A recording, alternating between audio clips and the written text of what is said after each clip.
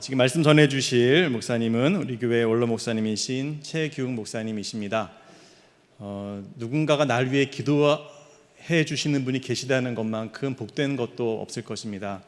우리 원로 목사님께서는 매일 새벽마다 일어나셔서 우리 교회와 성도들을 위해서 축복하며 기도하시는 것을 일상의 루틴으로 매일매일 그렇게 지금도 늘 축복해주고 계시는데요. 우리 목사님께서 나오셔서 상한 갈대를 꺾지 않으시는 분이라는 제목으로 하나님 말씀 전하실 때 큰 은혜 받으시기를 바랍니다. 우리 목사님 나오실 때 우리 큰 박수로 맞이하면 좋겠습니다.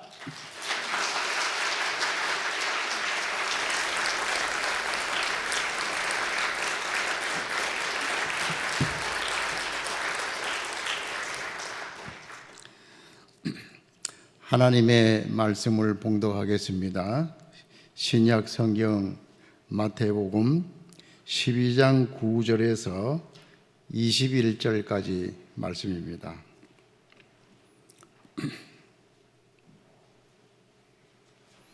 거기에서 떠나 그들의 회당에 들어가시니 한쪽 손 마른 사람이 있는지라 사람들이 예수를 고발하려 하여 물어 이르되 안식일에 병 고치는 것이 옳으니까? 예수께서 이르시되 너희 중에 어떤 사람이 양 한 마리가 있어 안식일에 구덩이에 빠졌으면 끌어내지 않겠느냐? 사람이 양보다 얼마나 더 귀하냐? 그러므로 안식일에 선을 행하는 것이 옳으니라 하시고 이에 그 사람에게 이르시되 손을 내밀라 하시니 그가 내밀매 다른 손과 같이 회복되어 성하더라. 바리새인들이 나가서 어떻게 하여 예수를 죽일까 의논하거늘 예수께서 아시고 거기를 떠나가시니 많은 사람이 따르는지라 예수께서 그들의 병을 다 고치시고 자기를 나타내지 말라 경고하셨으니 이는 선지자 이사야를 통하여 말씀하신 바 보라 내가 택한 종 곧 내 마음에 기뻐하는 바 내가 사랑하는 자로다. 내가 내 영을 그에게 줄 터이니 그가 심판을 이방에 알게 하리라. 그는 다투지도 아니하며 들레지도 아니하리니 아무도 길에서 그 소리를 듣지 못하리라. 상한 갈대를 꺾지 아니하며 꺼져가는 심지를 끄지 아니하기를 심판하여 이길 때까지 하리니 또한 이방들이 그의 이름을 바라리라 함을 이루려 하심이니라. 아멘.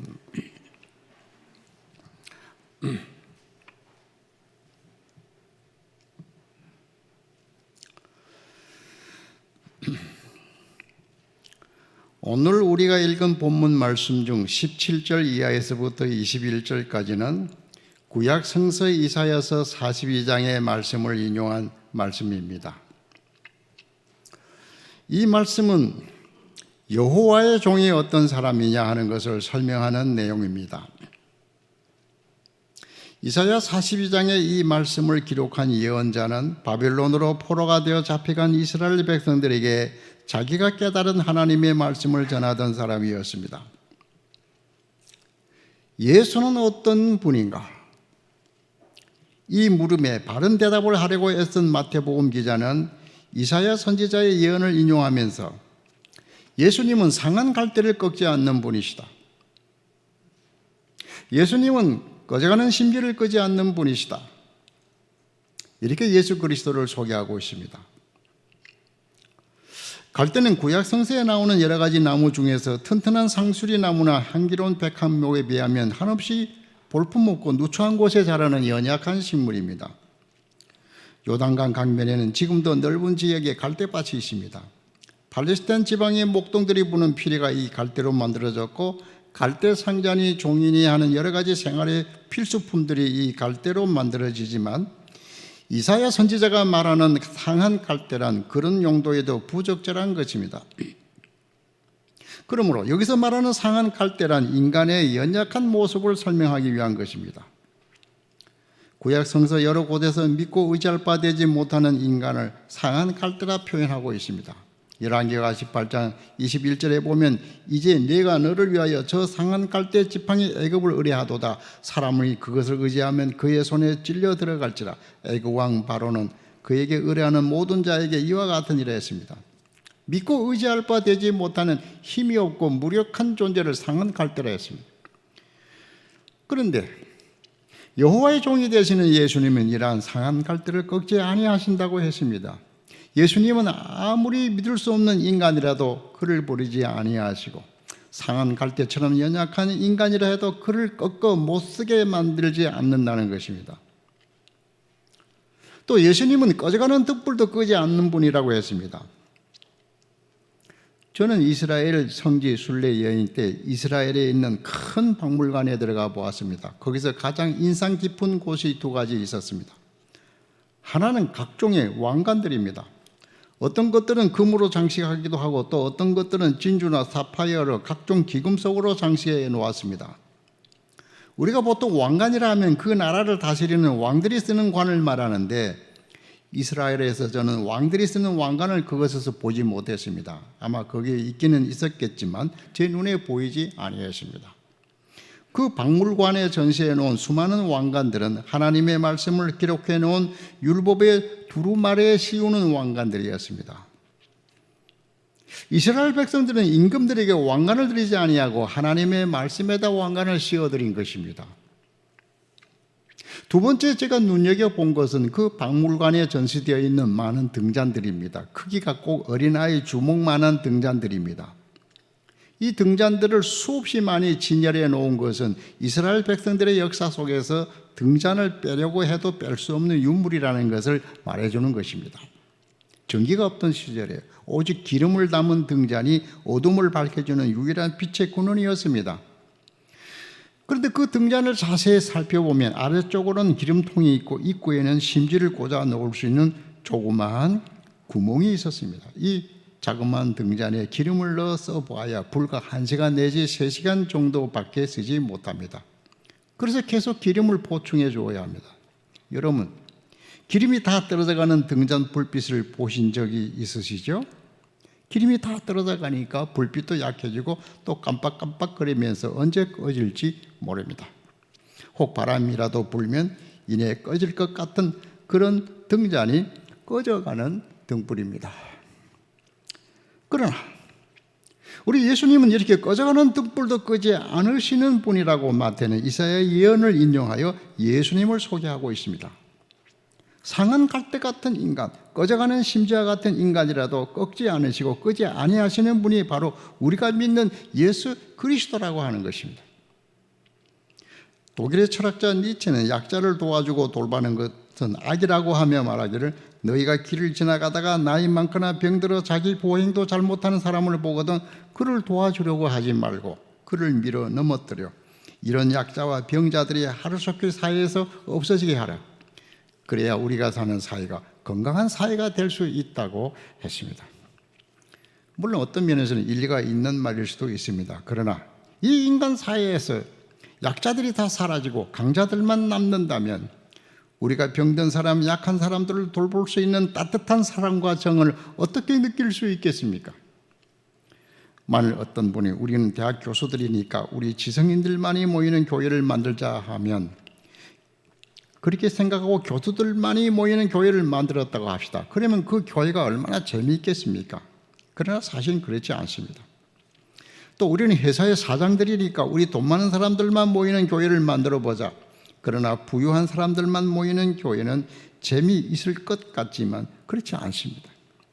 하나님의 교회는 가난하고 병든 사람들이 섞여 있어야 하나님의 교회가 되는 것입니다. 몸이 건조하지 않게 됩니다. 생기를 잃어버리지 않습니다. 교회 안에 가난한 사람들이 있고 병든 사람, 도움을 필요로 하는 사람들이 있다는 것은 그리스도의 사랑을 나타낼 수 있는 기회가 되는 것이요, 그리스도의 사랑을 맛볼 수 있고 실천할 수 있는 기회가 되는 것입니다. 오늘날 지식인들이 기독교를 싫어하는 이유는 기독교가 너무나 인간의 값을 낮춘다는 것입니다. 인간은 죄인이다. 그는 날 때부터 약하다. 사람의 지혜와 힘은 제한되어 있다. 인간은 만물의 때와 같은 존재다. 등등 인간의 가치관과 존엄성을 스스로 너무나 약하게 평가하고 있음을 현대 지성인들은 싫어하고 있는 것입니다. 프랑스의 사상가 파스칼은 인간은 한계의 갈대에 불과하다. 만물 중에서 가장 약한 존재이다. 그러나 그는 생각하는 갈대다 했습니다. 파스칼은 인간이 생각하는 힘, 사고의 능력을 가졌기 때문에 사람다운 점이 있다고 했지만, 그러나 그 생각하는 힘, 그 사고력, 그 이성의 활동까지도 사실은 강한 것은 못 됩니다. 아침에 굳게 결심하고 마음 먹었던 결심이 저녁이 못 되어 무너져 버리고, 저녁 때 굳게 결심한 일이 아침이 되기도 전에 변합니다. 그리스도의 복음이 될 수 있었던 것은 먼저 내 자신이 상한 갈대와 같고 꺼져가는 등불과 같은 존재임을 깨닫는 순간부터입니다. 그리스도의 복음은 나는 의인이요 스스로 조금도 부족함이 없는 온전한 자라 자처할 때 힘을 잃어버리게 됩니다. 그러나 나는 연약하며 의지할 곳이 없는 약한 자요 죄 많은 사람이라고 고백할 때 주님의 복음은 그를 붙드는 힘이 있습니다.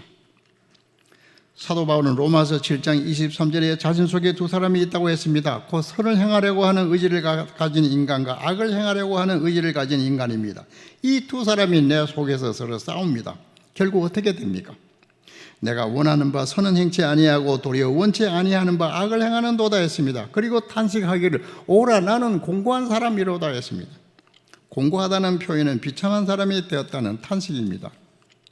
기독교의 복음이 기쁜 소식이 되는 것은 상한 갈대와 같은 인간, 손만 대면 꺾어지고야 말 연약한 인간을 하나님께서는 꺾지 않으시고 사랑하신다는 겁니다. 꺼져가는 심지와 같은 인간, 훅 불면 생명이 끝나는 연약한 인간을 끄지 않으시고 사랑하시는 하나님이 계신다고 하는 것입니다. 상한 갈대도 꺾지 않으시고 꺼져가는 심지도 끄지 않으시는 하나님의 사랑이 나를 붙들고 있는 이상 우리에게는 불안이나 염려가 일 수 없다는 것입니다. 하나님의 사랑은 방황하는 자들의 죄, 그 너머를 보시며 그 사람을 귀하게 여기십니다. 그의 사랑은 너무나 순수하여 오랜 세월 동안의 반항을 견뎌내며 해를 거듭하는 방탕함과 노예됨과 권력의 집착함을 견뎌냅니다. 하나님은 여러분에게 또 나에게 별로 중요하지 않아 보이는 누구에게도 네가 길을 벗어날지라도 너는 나에게 중요하다고 말씀하십니다. 당신의 부모들에게 당신이 별로 중요하지 않을지 모릅니다. 당신의 남편이나 아내에게 당신은 별로 중요한 존재가 아닐 수도 있습니다. 당신의 친구들에게도 그럴 수 있습니다. 그러나 당신은 하나님께만큼은 상상할 수 없을 만큼 중요한 존재입니다. 그가 당신을 사랑합니다. 하나님께서는 당신을 용서하실 것입니다. 하나님께서는 당신을 변화시킬 것입니다. 하나님께서는 당신을 인도하실 것입니다. 하나님께서는 당신을 사용하실 것입니다. 하나님은 당신을 또한 만족해 하십니다. 연세대학 중앙도서관 앞에 연세대 초대 총장이던 백낙준 박사의 동상이 있습니다. 백낙준 박사의 부친은 무당이었습니다. 박수무당인데 그때 당시 아주 유명했습니다. 하루는 그가 한창 무당 춤을 추고 있는 시간에 한 전도사가 지나가다가 그 꼴을 보고 참을 수 없어 전도하였습니다. 자식들 멸망할 짓 그만두고 예수 믿고 천당 가시오. 그랬더니 이 무당이 하는 말이 너나 믿고 천당이든 백당이든 가라 하는 것이었어요. 그런데 이상한 일은 집에 들어와서도 이 무당에게는 전도사의 그 외치던 그 소리가 계속 귀에서 이렇게 생각나는 것이에요. 자식들을 망할 짓 그만두고 예수를 믿으세요. 천국 가세요. 이 소리가 머릿속에서 계속 들리는 것입니다. 정신이 혼란해져서 잘 수도 없고 먹을 수도 없고 너무나 괴롭던 나머지 그는 이것을 해결하라고 교회를 찾아갔고 결국은 예수를 믿게 된 것입니다. 그의 아들이 백낙준 박사입니다. 그는 한국 사회와 한국 교회에 있어서 아주 중요한 인물이 되었습니다. 이 사람과 이 가문을 변화시킨 것은 예수님이십니다. 예수님은 몹쓸 무당 같은 사람도 버리지 않으시고 구원의 손을 펴신 것입니다. 20절에서 상한 갈대를 꺾지 아니하며 꺼져가는 심지를 끄지 아니하시는 분으로 예수 그리스도를 소개한 마태복음서의 저자는 그 다음 말씀에 심판하여 이길 때까지, 심판하여 이길 때까지라는 의미 깊은 말씀을 하고 있습니다. 이 심판하여 이길 때까지란 그리스도의 복음이 최후의 심판에서 승리할 것임을 말합니다. 상한 갈대를 꺾지 않는 이유가 무엇이겠습니까? 그것은 그 상한 갈대를 치유할 능력이 있기 때문입니다. 꺼져가는 심지를 끄지 않는 이유가 무엇이겠습니까? 그것은 기름을 공급해 줄 수 있는 능력이 있기 때문입니다. 예수 그리스도는 치유자시여 회복자이시며 또 우리들의 삶의 에너지를 공급해 주시는 공급자가 되십니다. 윤리학에 Life Boat Ethics 이런 학설이 있어요. 이른바 구명보트 윤리라는 겁니다. 미국의 큰 기선 하나가 항해 중에 그만 커다란 얼음 덩어리에 충돌해 좌초되었습니다. 모든 것이 다 침몰되었고 몇몇 사람만이 간신히 구명보트 하나에 몸을 실었어요.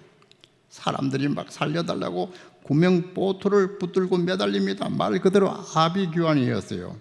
그러나 한 사람이라도 더 타면 구명보트마다 가라앉습니다. 그래서 그 구명보트에 탔던 배의 함장은 아우성 치는 사람들 무자비하게 때리고 밀치고 발로 찼습니다. 그래서 겨우 이 구명보트에 단 몇 사람만이 살아남아 구조되었습니다. 이 함장이 그 후에 재판을 받게 되었습니다. 너는 죽어가는 사람들을 물속에 쳐넣었다. 그는 결국 사형 선고를 받았습니다. 그런데 그 후에 미국 대통령이 그를 사면해 주었습니다. 제한된 상황 속에서 발생하는 일부의 희생은 불가피한 것임에 따라서 비윤리적이라고 말할 수 없다는 것입니다.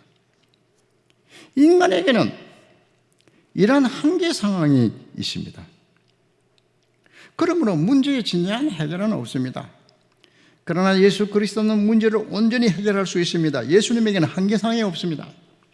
예수님은 온전한 선, 온전한 사랑, 완전한 능력을 지니신 분이십니다. 그래서 예수님은 전 인류의 희망이 되시는 겁니다. 상은 갈대도 꺾지 않으시고 꺼져가는 등불도 끄지 않으시는 이 예수님을 영접하려면 우리의 마음속에 있는 아집과 편견, 무지와 독단에서 벗어나야 합니다. 예수님 당시의 바리새인들이 바로 이런 마음에서 벗어나지 못했습니다. 오늘 본문에도 바리새인들이 나옵니다. 그들은 예수님께서 안식일에 병 고치는 일에 대해서 이의를 제기하였습니다. 예수님은 그들에게 이렇게 반문하셨습니다. 너희 중에 어떤 사람이 양 한 마리가 있어 안식일에 구덩이에 빠졌으면 끌어내지 않겠느냐고 하셨습니다. 주님은 이어서 말씀하셨습니다. 사람이 양보다 얼마나 더 귀하냐. 그런다 한쪽 손이 마비된 사람을 능력으로 고쳐주셨습니다.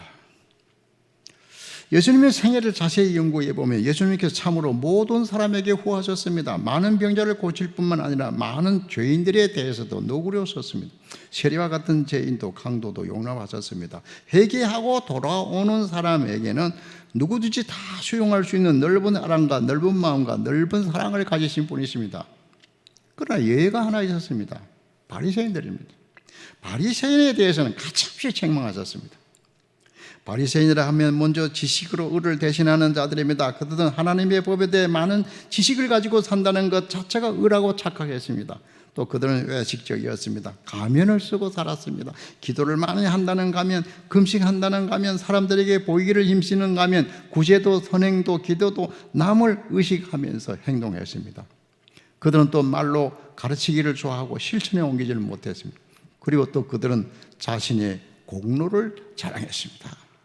나중에 그들은 예수 그리스도를 십자가에 못 박았습니다. 뿐만 아니라 저들은 많은 사람들을 죄악으로 빠뜨렸습니다. 이러한 그들의 행동은 무지와 편견과 독단이 만들어낸 비극이라고 말할 수 있습니다. 어떤 수학과 의사가 쓴 글입니다. 하루는 한 젊은 부부가 다 죽게 된 아직도 젖도 떼지 못한 아이를 데리고 왔어요. 그런데 이 아이를 진찰해 보니까 간디스토마였습니다. 민물고기 등을 날것으로 먹을 때나 걸리는 간디스토마에 아직 젖도 떼지 않은 아이가 어떻게 걸릴 수 있을까 해서 알아본 결과 아이를 죽도록 사랑하는 이 아이의 할머니가 홍역에 걸린 아이를 위해서 옆집 아주머니의 조언에 따라서 그 추운 겨울에 산골짜기를 헤매며 가져온 생선 가재즙을 먹였던 것이 드러났습니다. 홍역은 나았지만 얼마에 앓기 시작합니다. 결국 할머니의 지극한 사랑이 아이를 죽인 셈이죠. 무지의 죄는 이렇게 가정과 교회와 국가를 죽이기도 합니다. 우리가 무지할 때는 국가와 민족을 위해서 한다는 것이 국가와 민족을 죽이는 것이 될 수도 있습니다. 또 독단과 편견의 비극이 있습니다. 예를 들면 이런 이야기가 있습니다. 아주 신앙심이 깊은 어떤 한 그리스도인이 물에 빠졌어요. 지나가던 사람들이 죽어가는 그를 건지기 위해서 밧줄을 던졌습니다. 그러나 그는 예수 그리스도만이 나의 구원자로 믿고 있었기 때문에 사람들이 던지는 그 밧줄에 의지하지 않겠다고 생각하고 그 줄을 뿌리쳤습니다. 그를 구하기 위해서 구명보트가 달려왔습니다. 모터보트가 와도 나는 모터보트에 의지하지 않겠다고 하면서 그 보트에 타기를 거절했습니다. 나중에 헬리콥터가 왔습니다. 헬리콥터에서 줄사다리를 던져도 나는 현대 과학에 의지하지 않겠다고 하면서 거부하다가 이 사람은 결국 죽었습니다. 이렇게 죽은 사람이 천국에서 주님을 만났습니다. 주님을 만나자 그는 난 나이도 젊고 할 일도 많고 처자식도 있고 한데 왜 이렇게 일찍 부르셨습니까? 하니까 주님께서 측은한 얼굴로 내가 너를 살리기 위해 길 가는 사람도 보냈고 모터보트도 보냈고 헬리콥터까지 보냈다고 하셨습니다. 그 사람은 예수님께서 하늘문을 여시고 직접 손을 내밀어 자기를 잡아당기시리라 믿고 예수님만이 자기를 구원해 주시리라고 믿었다는 것입니다. 하나님이 이적이라고 하는 극단적인 방법을 통해서도 역사하시지만 좀 더 일반적인 방식을 통하여 자신의 뜻과 목적을 달성시키는 것을 좋아하십니다. 균형 잡힌 신앙생활의 비밀은 정상적인 일상생활과 하나님의 능력의 비정상적인 임재 조화입니다. 우리가 매일 하나님의 능력이 나타나기를 기대한다면 이런 사람은 신앙생활을 불균형적으로 이해하고 있는 것입니다. 우리는 표적과 기사가 보이지 않아도 그리스도에 대한 구원 얻는 신앙을 가질 수 있어야 합니다. 우리에게 필요한 것은 하나님께서는 극적인 방법이 아니라 일상생활을 통해서 당신의 자녀들을 인도하시고 필요한 것을 공급해 주신다고 하는 것입니다. 상한 갈대를 꺾지 않으시는 예수님, 꺼져가는 등불도 끄지 않으시는 예수님을 어떻게 하면 우리가 더 잘 믿을 수가 있겠습니까? 그것은 우리들이 예수 그리스도를 선한 목자로 믿고 따르는 것입니다. 동물의 세계를 보면 나름대로 사는 방법이 각기 다릅니다. 사자나 늑대나 봄은 사납게 싸워 이김으로 살아갑니다. 잔인하고 포악한 동물입니다. 그러나 소나 말이나 나귀는 열심히 일함으로 힘들고 고달프게 살아갑니다. 모든 짐승이 다 살아가는 방법이 다르고 각각 자기 체조로 살아갑니다. 그러나 양은 스스로 살아갈 능력도 재주도 없습니다. 유일한 방법은 목자의 돌봄으로 살아갈 뿐입니다. 양은 목자 없이 살 수가 없어요. 목자는 양의 생명을 보호합니다. 모든 짐승은 다 자신을 방어할 무기가 있지만 양은 자신을 보호할 무기가 하나도 없습니다. 사자처럼 날카로운 이빨이나 발톱도 없고 소처럼 뿔도 없고 말처럼 뛰지도 못합니다. 양은 싸울 능력도 없고 방어할 무기도 없습니다. 그래서 양은 원수가 없죠. 잡아먹으려는 원수는 있으나 자신은 그 어느 동물에게도 원수가 되지 않습니다. 잡혀 죽을지언정 잡아먹을 대상은 없습니다. 양은 먹고 살기 위해서 하는 일이 없죠. 양이 하는 일은 그죠? 먹고 노는 일이죠. 목자 앞에서 건강하게 잘 놀아주면 됩니다. 목자가 준비해 주는 대로 먹고 놀면 됩니다. 양은 사는 방법이 놀이하고 삶입니다. 양이 놀지 않으면 병이 든 것이죠. 양을 잘 놀게 하는 분이 선한 목자입니다. 결국 양에게는 목자가 삶의 중심이죠. 본문 21절에 이방들이 그 이름을 바라리오 했습니다. 구약 본문에는 섬들이 그 교훈을 앙망하리로다 되어 있습니다. 여기서 바란다는 말씀 또 앙망한다는 이 말씀 속에는 선교적인 의미가 있습니다. 예수 그리스도는 상한 갈대와 꺼져가는 등불을 끄지 않으시는 분이시기 때문에 사람들이 그 이름을 듣기를 원합니다. 그의 복음을 사모합니다. 그래서 예수 그리스도는 나의 희망이여 더 나아가서 온 인류의 소망이 되는 것입니다. 이러한 예수 그리스도를 영접하고 한 사람의 그리스도인이 된다고 하는 자각 속에는 선교의 의미가 있습니다. 이방들이 누구입니까? 아직 예수 그리스도의 말씀을 듣지 못한 사람들입니다. 섬들이 어떤 곳입니까? 아직 복음이 전파되지 못한 곳입니다. 예수 그리스도는 상한 갈대도 꺾지 않으시는 분입니다. 꺼져가는 등불도 끄지 않습니다. 이러한 주님을 영접하시고 선교하시는 그리스도인들이 다 되기를 주님의 이름으로 축복합니다.